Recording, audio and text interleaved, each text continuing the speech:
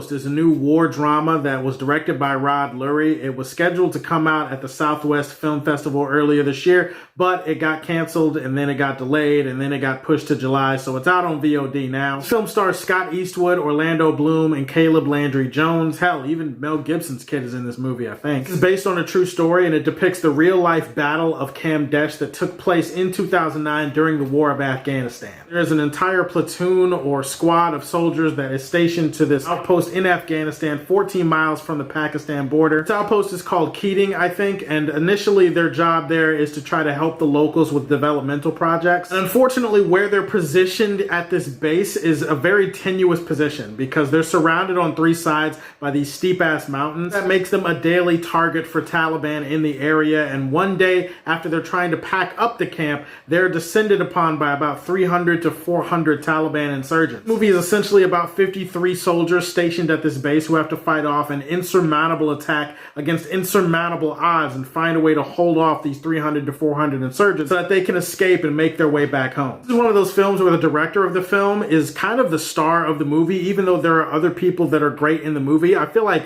a lot of this movie's execution comes down to its director. I'm a sucker for a good war movie. I've been watching them for my entire life, and they come in all kinds of different shapes and sizes and forms, and they always tell all kinds of different stories and different depictions of war and battle. And I have friends who have served in the military, who have been in the shit. I've talked to family members who have been in war, who have served, and I can honestly say that after listening to their conversations of what everyday life is like for a soldier, and then watching this movie, and then looking at all the other war movies that I've seen in my life, I can now confidently say that The Outpost is one of the most realistic and authentic war movies that I've ever seen. Like, ever. If you're looking for a look inside an everyday life of a soldier, the inner workings, their relationships, how they talk to each other, what their job is like every day, like this movie, it portrays it in such a realistic fashion. In terms of the camera work, especially during the firefights and the action sequences, it's superb. There is some really effective use of handheld use in this movie. Also some sweeping shots and some really terrifying long takes that really puts you in the driver's seat with these soldiers. Very immersive and horrifying feeling because you're following these soldiers and he keeps the camera work centralized on these soldiers and their reactions to the stuff going on around them. Most of the firefights and most of the action sequences in this movie, you don't see who is doing what. You don't see where the attack is coming from. It could be coming from anywhere. That adds a layer of suspense and tension to the action sequences because at any given moment, a soldier that you're following with this camera could die. And it puts you right in the thick of it. It puts you right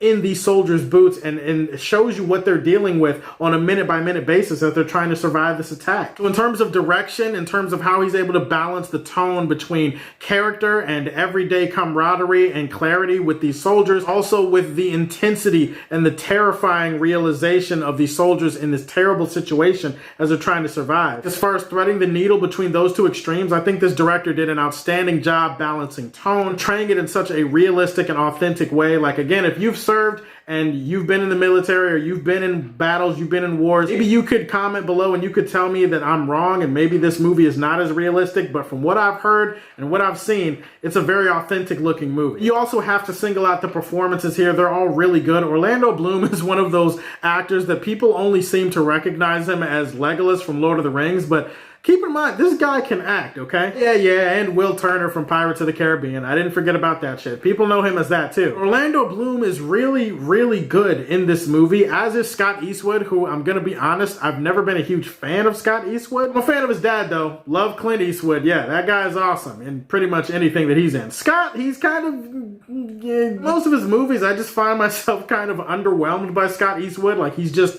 that guy that's in the movie and I'm just kind of like, the only reason I know who you are is because your last name's Eastwood, and I'm not really giving you credit for that because you were born with it. Are you going to show me anything in this movie, or you're just going to be another one of those guys? I will say that the standout for the cast is Caleb Landry Jones. Caleb Landry Jones gave one of the best performances that I have seen so far in 2020, and I'm not exaggerating. He reaches an emotional depth that you just would not expect. And I certainly didn't expect from him as an actor. I've seen him in a bunch of other stuff, and I didn't know he was capable of this. This is a film that's not really trying to be about a message. It's not trying to preach to you. It's not trying to portray anybody in any certain type of way. It's just trying to show you the real life inner workings of a soldier, the everyday life, how they talk, how they walk, how they eat, how they sleep, how they fight next to their brothers. A lot of people are going to criticize this movie because they're going to say that it doesn't have much story. It has plenty of plot. It doesn't really have a story. What they mean when they say that is that the first half of this movie, or maybe even the first 3/4 of this movie, there are a few action scenes that are spread out throughout the movie to kind of keep things from getting too boring. But